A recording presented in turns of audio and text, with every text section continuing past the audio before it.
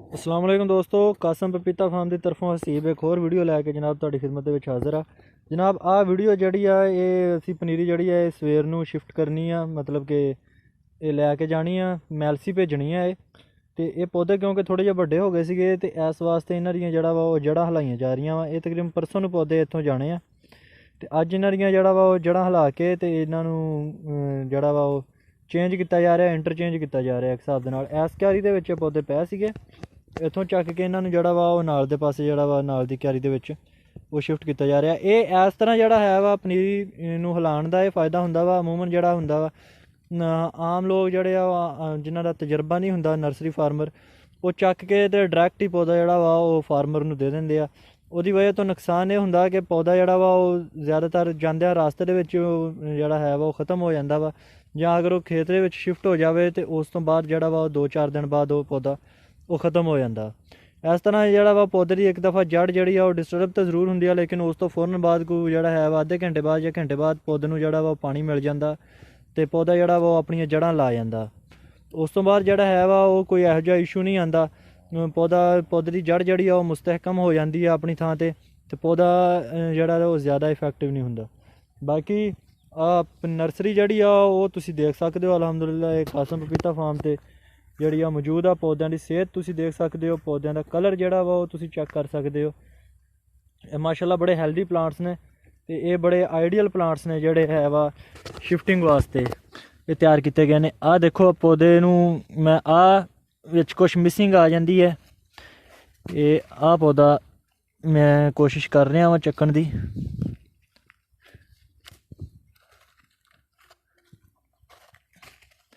ਇਹ ਚੱਕਿਆ ਜਾ ਬਈ।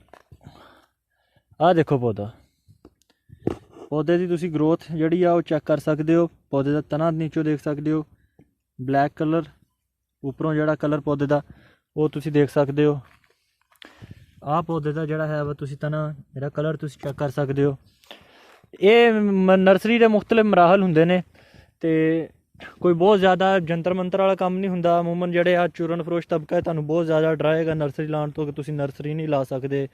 ਇਹਦੀ ਤੁਸੀਂ ਗਰੋਥ ਕਿਵੇਂ ਰੋਕਣੀ ਆ ਤੁਹਾਨੂੰ ਪਤਾ ਨਹੀਂ ਲੱਗਣਾ, ਤੁਸੀਂ ਇਹਨੂੰ ਗਰੋਥ ਵਧਾਉਣੀ ਕਿਵੇਂ ਆ ਤੁਹਾਨੂੰ ਪਤਾ ਨਹੀਂ ਲੱਗਣਾ, ਇਹਨੂੰ ਤੁਸੀਂ NPK ਦੇਣੀ ਆ, ਇਹਨੂੰ ਫਲਾਣ ਢਮਕਾਣ।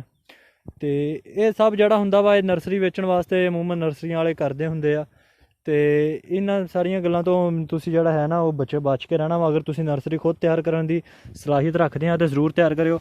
ਆਹ ਦੇਖੋ ਆਹ ਪੌਦਾ ਮੁਰਝਾ ਗਿਆ।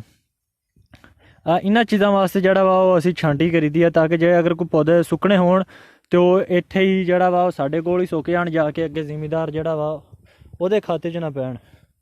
ਕਿਉਂਕਿ 60-70 ਰੁਪਏ ਦਾ ਪੌਦਾ ਹੁੰਦਾ ਤੇ ਬੜਾ ਦੁੱਖ ਲੱਗਦਾ ਵਾ। ਅਗਲਾ ਫਾਰਮਰ ਜਿਹੜਾ ਵਾ ਉਹਦਾ ਅਤਮਾਦ ਵੀ ਉੱਠਦਾ ਅਗਲੇ ਬੰਦੇ ਤੋਂ।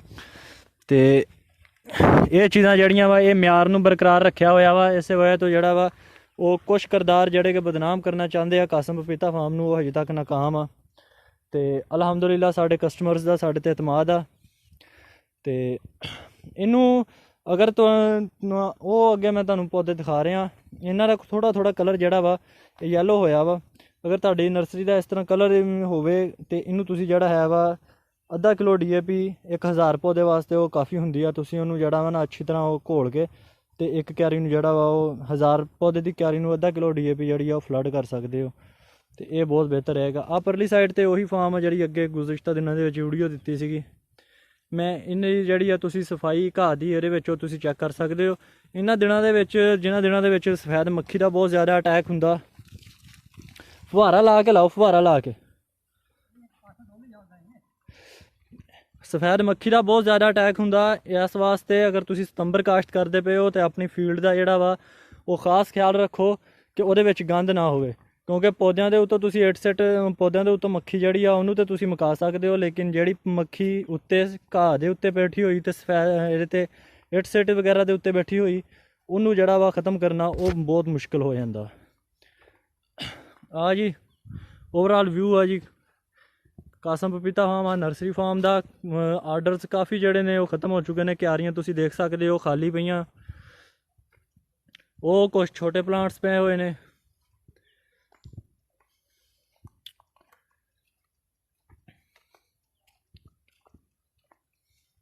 ਆ ਜੀ ਮੈਂ ਬਸ ਆ ਮਕਸਦ ਸਿਰਫ ਆ ਹੀ ਦਿਖਾਣਾ ਸੀਗਾ ਤੁਹਾਨੂੰ ਕਿ ਪੌਦਿਆਂ ਨੂੰ ਅਗਰ ਤੁਸੀਂ ਸ਼ਿਫਟ ਕਰਨ ਲੱਗੇ ਹੋ ਆਪਣੇ ਖੇਤ ਦੇ ਵਿੱਚ ਤੇ ਉਸ ਤੋਂ 1-2 ਦਿਨ ਪਹਿਲੇ ਜਿਹੜਾ ਵਾ ਪੌਦਿਆਂ ਨੂੰ ਹਿਲਾ ਦਿਆ ਕਰੋ। ਉਹਨਾਂ ਦੀਆਂ ਥੈਲੀਆਂ ਇੱਕ ਸਾਈਡ ਤੋਂ ਚੱਕ ਕੇ ਦੂਸਰੀ ਸਾਈਡ ਤੇ ਰੱਖ ਕੇ ਤੇ ਉਹਨਾਂ ਨੂੰ ਸੋਹਣੇ ਤਰੀਕੇ ਨਾਲ ਤੁਸੀਂ ਜਿਹੜਾ ਵਾ ਉਹ ਪਾਣੀ ਵਗੈਰਾ ਉਹ ਦੇ ਦਿਆ ਕਰੋ ਤਾਂ ਕਿ ਪੌਦੇ ਜਿਹੜੇ ਆ ਉਹ ਖੇਤ ਦੇ ਵਿੱਚ ਜਾ ਕੇ ਜ਼ਿਆਦਾ ਡਿਸਟਰਬ ਨਾ ਹੋਣ।